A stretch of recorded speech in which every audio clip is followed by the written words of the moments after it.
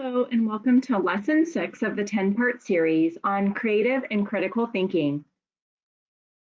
The lesson focus will be on paired comparison analysis, which is one of the critical thinking tools. As you may recall from previous lessons, in order to effectively problem solve, it is very important to use a combination of creative thinking and critical thinking. Critical thinking is where we apply convergent thinking. We are taking our ideas and we are bringing them down to select the best ones. We focus on those best ideas and we use the principle of affirmative judgment. Here are the guidelines for focusing. We want to be thorough and we want to be positive as we are focusing in on the best solutions. We want to follow a plan using focusing tools. You will see one of those tools in action, the paired comparison analysis. We want to keep our eyes on the goal. Just like the image shows, you have the funnel, lots of ideas are going in, only a few are making it out and they're hitting the target. We want to stay open to all ideas. We want to look for unique and unusual possibilities. Here is a list of the tools for critical thinking, and as it's shown in bold, today we're talking about PCA, paired comparison analysis. Here is an example of paired comparison analysis using 6 different options. Let's say, for example, your family is trying to choose 6 different locations to go on a family holiday. You would list them under option A, B, C, D, E, and F, and then you would compare each of the pairs to each other by selecting one over the other, and then indicating how strongly you feel about your choice. A 3 being a very strong preference, a 2 being a moderate preference, or a 1 being a close call. I've done an example for you on the next slide.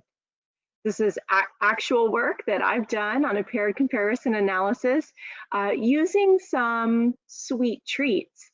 So you see here, option A, I have a Kit Kat. Option B, a Cadbury bar. Option C, a Three Musketeers.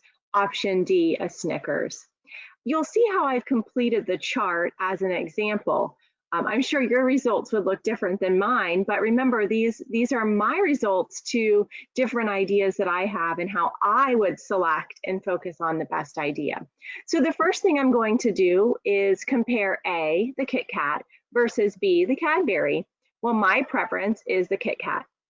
So you'll see in that first area, I circled the A. And then inside the box, I indicated whether it was a strong preference, a moderate, or a close call. Well, comparing the Kit Kat to the Cadbury, that's a close call for me, so I put a 1 in the box. In the next area, I compared A, the Kit Kat, versus C, the Three Musketeers. Well, in my view, the Kit Kat's much better. I think I like the crunch. So I circled the A, and I put 2 points in there because it was a moderate preference. The next area, I have A, the Kit Kat, versus D, the Snickers. You'll see some different results here. I'm circling D because my preference is the Snickers, and I've put a 3 in the box because that is a very strong preference for me. Then on the next row, I've compared B, the Cadbury bar, versus C, the Three Musketeers, moderately with 2 points. B versus D, the Cadbury versus the Snickers. You'll see again, I did choose the Snickers, but I do like those Cadbury bars, so that was a moderate preference. I put 2 points in the box there. C versus D, my last comparison, we have the Three Musketeers versus the Snickers. Again, you see the Snickers is my strong preference at a very strong 3 points. Then what I've done is I've looked everywhere that I circled A, and I've counted up those points. So I've circled A twice, and that was 3 points. So you see lower on the page, I've inputted 3 points there. I've now looked for everywhere I've circled B, and I've circled B once for 2 points. And you'll see for C, the Three Musketeers, I haven't circled that at all. I've given it 0 points. Now, that doesn't mean to say that if there was a Three Musketeers laying around and I was having a snack attack, I wouldn't enjoy that Three Musketeers. I do. I like Three Musketeers. It's just not as strong of a preference as the others. You'll see here the D, the Snickers, no surprise, 8 points. And then I've included my choices at the bottom. So you can see here that a paired comparison analysis really forces us to analyze choices against each other and then assign values to how we feel about those. If we think about those guidelines for critical thinking, we followed a plan, we kept our eyes on the goal, we were thorough, we were positive.